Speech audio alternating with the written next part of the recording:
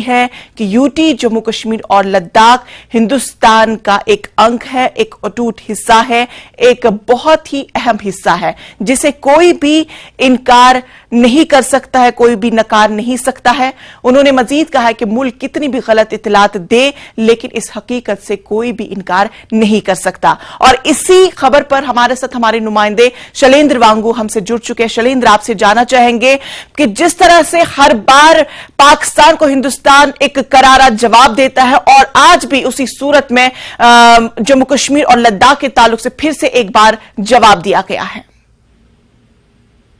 बिल्कुल इंशा, हमारे पास जो जानकारी आ रही है उसके मुताबिक यूएन में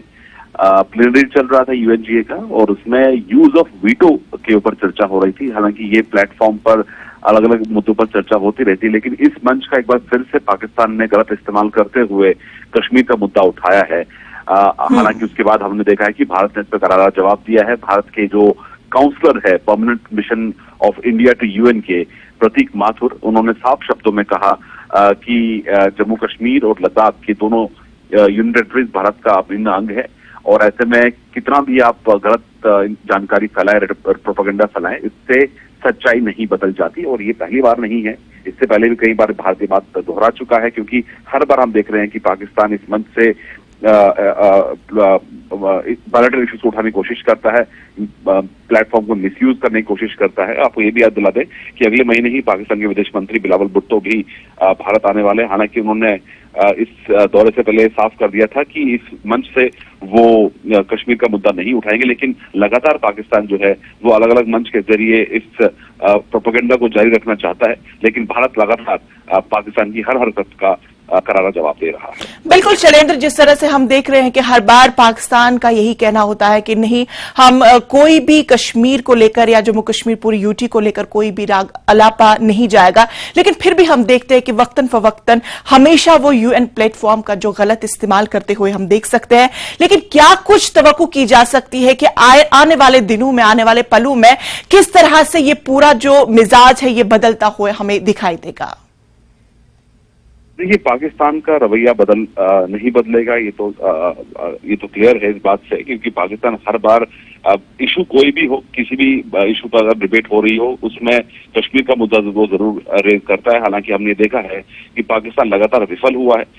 फेलियर हाथ लगा है पाकिस्तान के, क्योंकि खुद पाकिस्तान के प्रधानमंत्री भी इस बात को कह चुके हैं कि इस मुद्दे पर दुनिया में कोई भी मुल्क उनके साथ में खड़ा नहीं है, क्योंकि पूरी दुनिया जानती है कि कश्मीर में जिस तरह के आतंकवादी गतिविधियों को बढ़ावा पाकिस्तान देता रहा, न सिर्फ कश्मीर में बल्कि पूरी दुनिया में जिस तरह से आतंकवाद को एक्सपोर्ट किया जाता है, तो ये महज एक प्रोपेगेंडा ही है। तो लेकिन इस हर प्रोपेगेंडा का जवाब भी भारत देने को तैयार है और भारत ये बात साफ कर चुका है कि जो बायलैटरल इश्यूज है उनको बायलैटरली ही डिस्कस किया जाना चाहिए। भारत इसके लिए तैयार भी है, लेकिन जरूरत इस बात की है कि सही माहौल पैदा करने के लिए पाकिस्तान को ठोस कदम उठाने होंगे ताकि वो आतंकवाद जैसे इशू से पहले निपटे, उसके बाद वो बातचीत की बात करें। बिल्कुल शैलेंद्र, और जिस तरह से हम देखते हैं कि पाकिस्तान की जो इकोनॉमिकल जो कंडीशन है वो भी जीरो पर आई है और साथ ही में कोई भी अब मुल्क उन्हें साथ देने के लिए, उनकी तमाम मुश्किलात को दूर करने के लिए किसी का भी हाथ जो है वो आगे बढ़ाने के लिए नजर नहीं आ रहा है। तो ऐसे में क्या कहा जाए कि अब पाकिस्तान बौखलाहट का शिकार हो चुका है?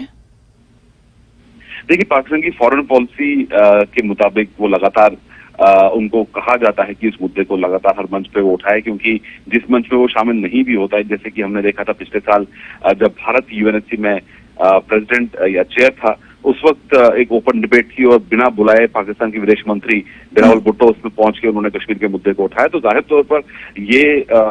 ऐसी हरकत रहती है पाकिस्तान की कि वो हर बार ऐसे मंच के जरिए जहां भी उसको अंतर्राष्ट्रीय मंच पर बोलने का मौका मिलता है वहां पर वो कश्मीर का मुद्दा उठाता है। लेकिन पूरी दुनिया ही जान चुकी है कि ये महज एक प्रोपेगेंडा है और इस प्रोपेगेंडा का जवाब हर बार भारत इसी तरीके से देता है। और जो हम देख रहे हैं कि जो G20 में अभी जो Y20 की जो मीटिंग अभी चल रही है लद्दाख में और अगले महीने कश्मीर में होने वाली है G20 की मीटिंग टूरिज्म वर्किंग ग्रुप की, तो जाहिर तौर से इन डेवलपमेंट से पाकिस्तान बौखलाया हुआ है, क्योंकि इस तरह की जो मीटिंग्स हैं, जो अंतर्राष्ट्रीय मंच पर जो अंतर्राष्ट्रीय लेवल की जो मीटिंग्स हो रही हैं वो कई दशकों बाद कश्मीर में हो रही हैं, लद्दाख में हो रही हैं। तो जाहिर तौर पर इस तरह की जो प्रगति है, डेवलपमेंट है, वो पाकिस्तान के गले नहीं उतर रही है, इसीलिए बार बार इस मुद्दे को उठाता है। और जैसा आपने कहा कि पाकिस्तान बौखलाया हुआ है कि वो ऐसी मीटिंग्स से वो परेशान है, क्योंकि अंतर्राष्ट्रीय मंच की जो मीटिंग्स है वहां पर हो रही है, जो इंटरनेशनल डेलीगेट्स हैं वो भी जम्मू कश्मीर का दौरा करने वाले हैं। लद्दाख में पहले से ही आज दूसरा दिन है, पहले से ही वहां पर डेलीगेट्स मौजूद हैं। तो इन डेवलपमेंट से पाकिस्तान बौखलाया हुआ इसी तरह बिल्कुल। इस तरह की हरकत। तो चलिए, बेहद शुक्रिया शैलेंद्र वांगू तमाम तफसीलात फराहम करने के लिए।